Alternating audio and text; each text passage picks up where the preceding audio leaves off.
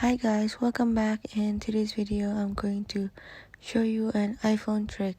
This video is going to show you how to turn on your magnifier.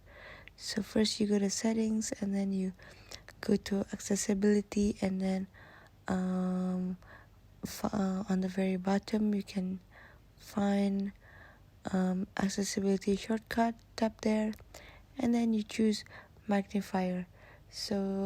This will configure, and then triple click the side button to toggle accessibility feature on or off, and then the magnifier is now on. And as you can see there, I can zoom in and zoom out. That's it for today. I hope this video is useful, and thank you.